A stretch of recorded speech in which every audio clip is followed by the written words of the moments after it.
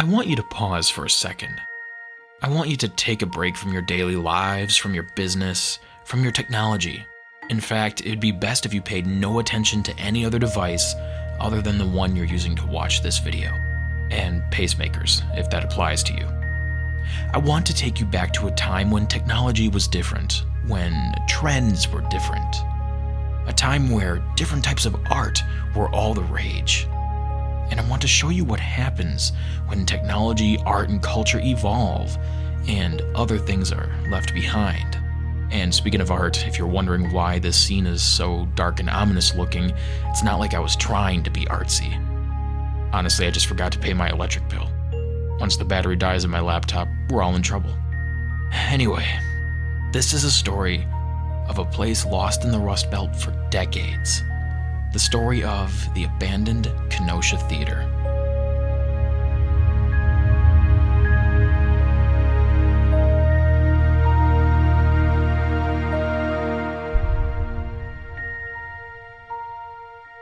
Welcome to the Kenosha Theater.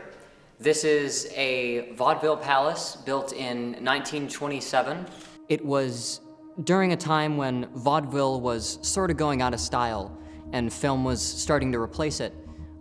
And so a lot of stage producers wanted to get in on the industry by creating these huge, extravagant movie palaces that could house both vaudeville shows and projected films, so people could go and watch newsreels, they could see new movies. The Kenosha Theater was actually commissioned by Laemmle.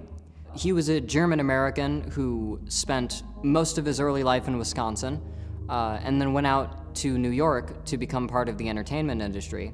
Back when most of the entertainment industry was in New York, he and a few other producers moved to Los Angeles. He used to be part of the stage show scene. The entertainment scene used to mostly be either radio or stage plays. And New York was basically the biggest hub for it. Broadway was pretty much the only place you'd go to see acting. And everywhere else, there were small little stages where people did vaudeville. Vaudeville was a kind of stage entertainment that was a bit of a variety show. There'd be some quirky musical numbers and some over-exaggerated acting and jazz hands and dance bits. When film started becoming more prevalent, there was a drive from stage play producers to capitalize on the changing industry. After doing some vaudeville, Broadway, and other entertainment things, he started a company called Universal Studios. It was at least part of a big entertainment boom out in Los Angeles, and that's why they're now the entertainment capital of the world. And so they wanted to take the money that they made and build these huge palaces that could house both theater and film. It was a trend at the time to make these huge ornate movie palaces. A movie palace is a very extravagantly decorated movie theater. It was a fusion of your average movie theater and sort of an escapist take on a live venue. So there's a curtain here, and there were some screens behind it that you could project on, but there's also a fully functional stage system that you can see the archaic circuitry of here. If you look up close between some of the switches and some of the fuses, you can even see labels. These are all lights, it looks like. Organ grills, domes blue. This is what a fuse used to look like. And after making his money and seeing where the industry was going, he decided to take the best of both worlds of his production experience and to commission this theater to be built. And this was early enough that this was, I believe, the second theater in America to have sound. They were built that early. Before sound systems were big, before film and before, big, huge PA systems that had sound, the best thing you had were orchestra compositions that went along to moving pictures, and a huge, booming, brassy organ sound that just filled the entire auditorium. Now that film and television and movies were big enough, people didn't have an inherent reason to go out for newsreels, and vaudeville sort of died, and people didn't really want to leave their houses so often. So when vaudeville died, this place did too. Right now, the theater itself isn't actually used for much except for when people want to come look at it. Other than that, we have a studio 2 doors down from here that we produce audio and video media just to keep ourselves afloat. There's also apartments attached to the building. So it's not like this thing is just sitting ownerless, empty, and no one's using it. This is one part of the building that we've been trying to get funding for, and we raise money through the other operations that we do here. I record music. My dad has been doing commercial video and audio for decades, and we skate by and make a living doing that sort of thing. But we're always on the lookout for new ventures that would get the ball rolling for this place. With larger and larger venues being used, and there kind of being a separation between the huge acts taking stadiums and small acts taking school auditoriums, there was a role of like a middle ground that needed to be filled. And these theaters were just the right size and have a lot of novelty value in them that Ray Shepardson and his team thought it was worth it to start restoring them. There was actually a very active team of theater restoration experts, contractors, painters, sculptors, and everyone that managed the in-between, that was led by Ray Shepardson. Ray Shepardson started off in Cleveland after seeing the state that some of their older theaters were in. And they started with a few theaters in Ohio, and now Playhouse Square in Ohio is the second highest grossing theater district in the country. I believe it still is. I'm gonna have to fact check that, but we've been saying that forever. Over a few years, he actually restored every theater on the block. That same team spread out throughout the country to Los Angeles, New York, Detroit. There's some theaters in Chicago, there's some theaters in St. Louis. They had this whole plan for taking theaters as ornate as this, restoring them to their former glory.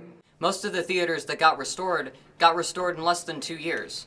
These restorations didn't actually take that much time. A lot of the issue is funding and getting people on board. But in this economy, it's been kind of a struggle to get people to pay attention to something that looks like it needs this much work. I'm an archivist, and I scanned through about 70 or 80 packs of photos that were putting together the Admiral Theater, and they were all dated over the course of about 6 months. One of the things that's really interesting about these places is even though they're ornate like this, it is still really novelty. A lot of the facade is just, this is all plastic. We can look some of these up in catalogs and find companies that still make these molds. This pillar here is actually a newer replica, a newer like test of what these pillars are. It's the same mold, it's the same plaster, but this is the original with all the old paint, and the noses are missing because that happens. All of the peeling and all of the rust that you see on the surface of this place is all facade. The bones and the concrete under it haven't changed a bit. You can also see these huge I-beams that are only just, this isn't even all completely rusted. There's some rust down here, but like these bones aren't gonna go anywhere. As much plaster is like peeling away, like this doesn't matter. As grody and as dilapidated as this place might seem, it is far from a lost cause. A theater very near here, a couple towns south, called the Genesee that Ray restored, that cost about $30 million to restore the theater and build a parking ramp. We're thinking that we could do the same thing here for less money. This is the balcony, which is one of my favorite views in all of this city. Was there chairs at one point? There were, yeah. Like this, you could just sell this as a coliseum. Yeah. Like, yeah, you could even this place has an aesthetic.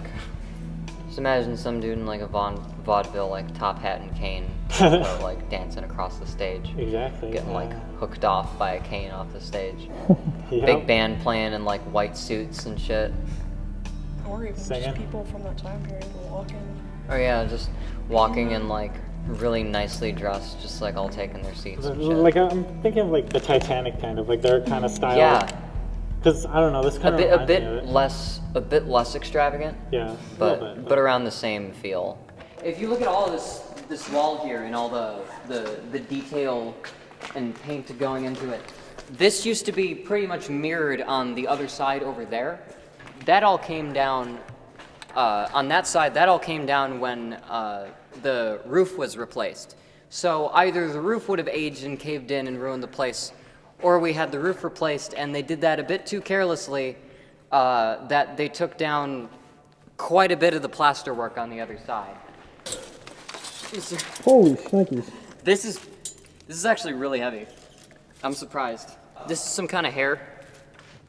They used to use, I don't know if it's horsehair, but you can see, since this is just hanging off anyway, you can definitely see like hair fibers that they used to reinforce the plaster. And so all this was carpeted. There's actually a lot of samples from carpet at different theaters that Ray restored that we have laying out on the floor of the storefront next door. Pretty early on when they bought this place, they tore out all the carpet. Pretty much anything that would mold or speed up the decay of this place, they took care of initially. And now there's just the very, very slow draping fall of these plaster nets that we have to worry about. Yeah, we've had a couple break-ins, and after the last break-in, there was some pretty lackluster graffiti. I'm kind of disappointed. Like, what is that? Really? What is That's not even clever. This ain't even clever. This ain't even good graffiti. There's no style to this. You're just writing words. And what is this color? It's like not even white. It's gray. I didn't see this last time. What is this one? It's new. This is very new. Oh, this is new. Yeah, no, someone broke in a couple weeks ago. I think this may have been original. Yeah. You got a sign right here. Yeah, this might have been written here when this is operational. It's like an arrow pointing. Okay, yeah, okay. So this in here is the projector booth. There used to be quite a few machines attached to these wiring poles here, and you can see all of the windows that they used to show through. There's some pretty good views out to the auditorium from here. Do you know why they had all these different shutters? I mean, I would assume they didn't have like 8 projectors up here. I would know they didn't have 8 projectors. They did have multiple projectors up here. They did? Yeah, there was about a projector for every window. Some of them were just for the people working so they could, look out and see. If the theater were to burn down, everything in here, there's metal on all sides of these walls. The stuff in here wouldn't burn down. And there's also, some coat hangers so people could put their belongings. Yeah, it's not a good idea to walk back here. Here's the women's room. And you can see these rundown stalls. Inside of here you can see, do they have toilet paper? Oh, that'd be tight. I'm trying to find- Oh, the toilet paper, yeah. I'm sure it looked just as good. Yeah, here's a little bit of toilet paper, the material that toilet paper used to be made out of. It's more like a thinner version of like school paper towel. That doesn't seem comfortable. It feels fake. Yeah, I feel very sorry for people in the 30s and 40s that had to deal with that. Yeah, you could probably sit in that urinal. You can sit in it and take a dump, man. Like, for real, dude. Look at the toilets! Yeah, the toilets are tiny. So enormous urinals, tiny stalls. I couldn't even like. And you're like, oh my god. Hold on, get a shot of me in this. Hold on, let me, here's. I'm gonna stand in this bitch. And I'm gonna make it like right here. Right there. Yeah, before you start hitting your head.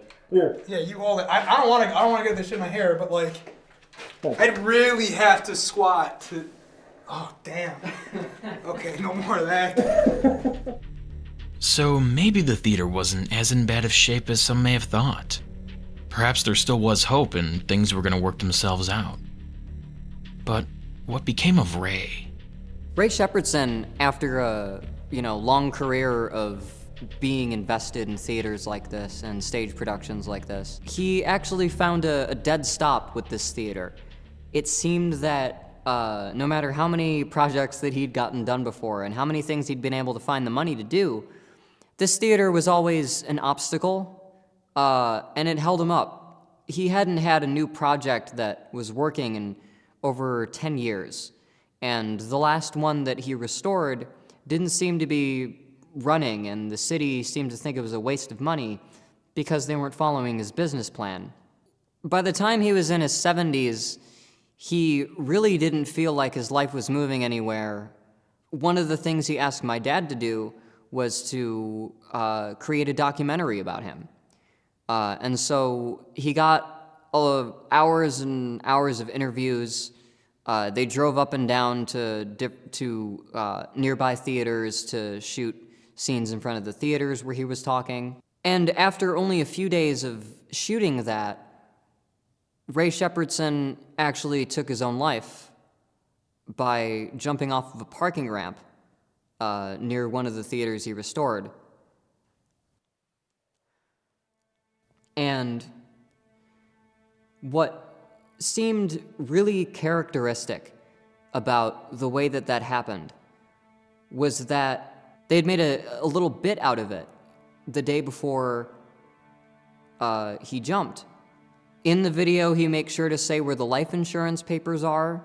Like he tells, he says, "Tell my wife I love her." And that night he went back to the same place they shot, and he took his own life and jumped off the parking ramp.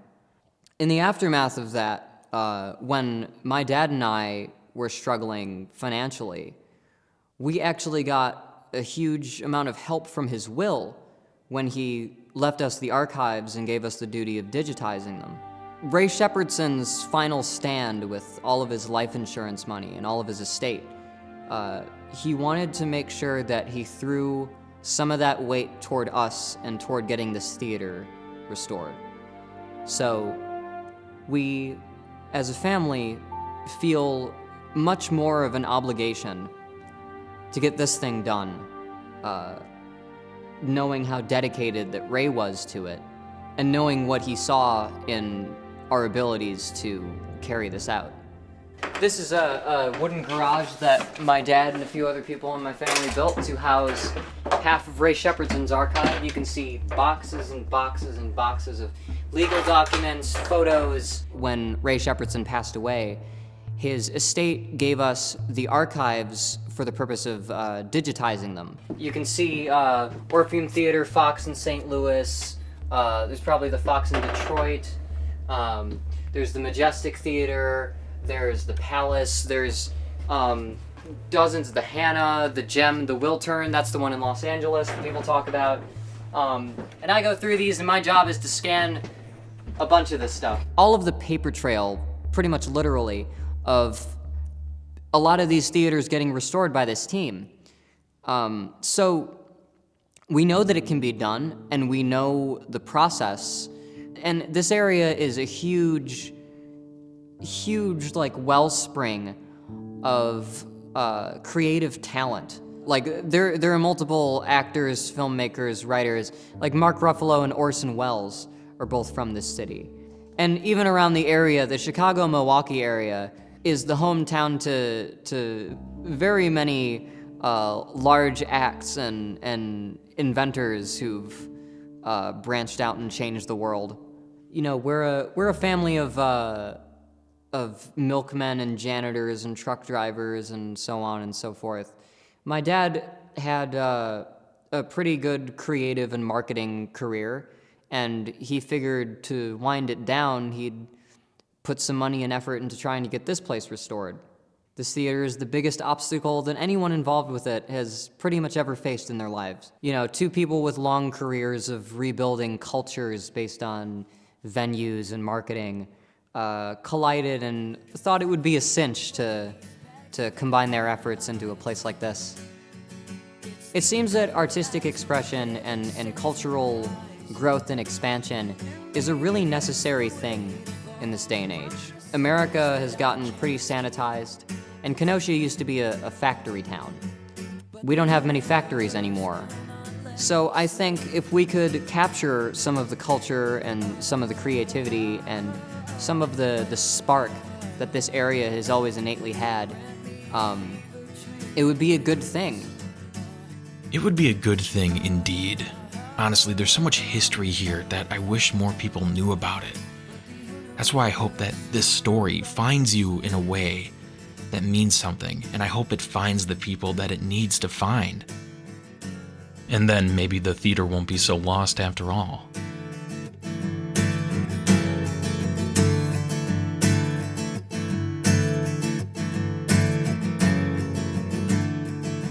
No, the universe will not let me sleep.